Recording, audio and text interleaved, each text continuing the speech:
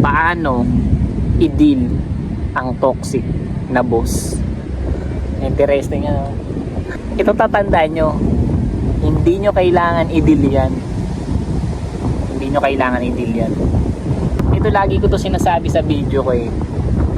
Dapat bago ka mag-apply ng trabaho or habang may trabaho ka, dapat nag-iipon ka.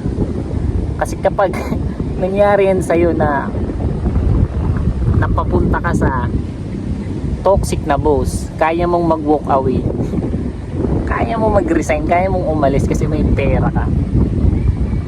Pero kung may nagsasabi naman na paano yan boss, pirma ko pa lang ng kontrata, kung gano'n, alam mo, siyempre may kasi yan, may kontrata kang pinirma na, alam mo, 3 years.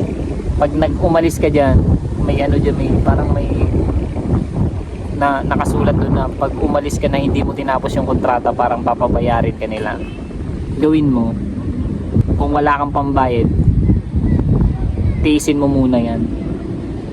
Tiisin mo muna yung boss mo toxic. Pakisamahan mo na lang yung sa loob ng 3 years kasi wala nakapirma ka na ng kontrata. Ganun talaga. Hintayin mo na lang yung kontrata mo, wag ka na mag-renew ng kontrata. Habang nagtatrabaho ka, maghanap ka na ng panibagong mong trabaho. Or habang may trabaho ka, nag-iipon ka. Kasi pag may iipon ka talaga, kahit sabihin natin toxic yung boss mo, kapag may ipon ka, 8 hours naman lang yan magiging toxic paka out mo, boss ka na kasi may may pera ka. Tiyagaan mo na lang muna yan, yung boss mo na toxic. Pero kung hindi talaga kaya, hindi mong gawan ng yung legal action yan kapag may boss na ganyan.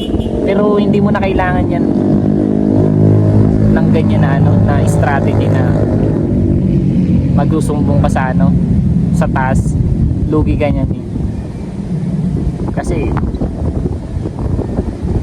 nasa kanila nasa mundo kanila. Gawin mo na lang talaga, gawin mo na lang yung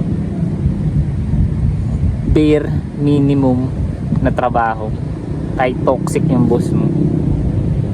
Pero sa akin wala akong na-experience na toxic na boss all goods naman na ko, mga nakatrabaho ko na boss. Hintayin mo na lang matapos yung 3 years naka-toxic. Pero hindi naman talaga yan buong 3 years sa kontrata mo toxic yan, hindi. Pero kung wala naman kontrata, mag-ipon ka lang, tiisin mo na lang yung katoxican dyan. Tapos pag nakahanap ka na, magpaalam ka pa rin ng maayos, mag-resign ka ng maayos, walk away ka na, hanap ka na ng ibang trabaho. Yun yung best move dun. Nagtatrabaho ka, ipon, then hanap iba, walk away. Walang katumbas na sahod yung mental health. Tatandaan nyo yun, walang katumbas na sahod yun. Masarap umuwi galing trabaho tapos mahinding yung tulog mo. Walang katumbas na sahod yun, tatandaan nyo yun. Huwag kang kumuha ng stressful na trabaho, mababaliw ganyan. So kung nag-benefit ka sa video na to, please like the video and subscribe mo na rin para makatulong sa algorithm, para mapanood din ng mga empleyado na may ganitong na experience. So kita kits.